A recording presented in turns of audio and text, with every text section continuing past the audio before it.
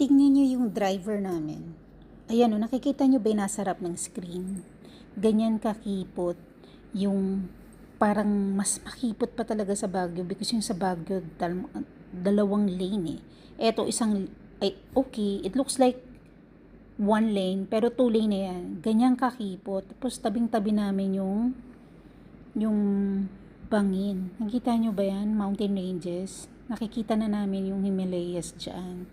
So, kung papansin mo, walang kapagod-pagod, napaka-pro talaga ng driver. Sa nakaraang video, pinapakita ko pa nga doon na hawak-hawak pa niya yung telepono niya, yung mobile niya, nagsasalita doon habang kami ipinapawisan sa takot kasi ganyan kami kalapit sa bangin. This time, sa left side naman kami malapit kasi yung una kong video, yung part 1, ay doon sa right side ang bangin. Pag makikita nyo yung mga ibang sanay na sumasakay sa ganitong trip, makikita nyo tulog pa yung kasama ko. Look how close I am sa mountain.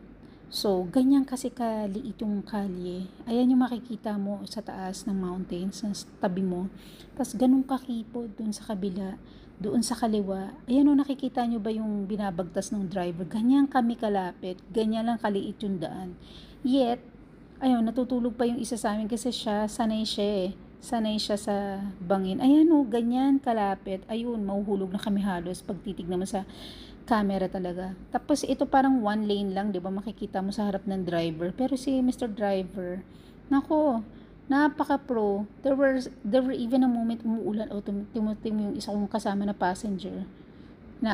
Tulog siya. Pero ayun, tinitingnan ko nga yung gaano kalapit kami sa bangin, you know. Pero part ng charm naman ng India trip na ito on the mountains, yung risk, you know. Enjoy!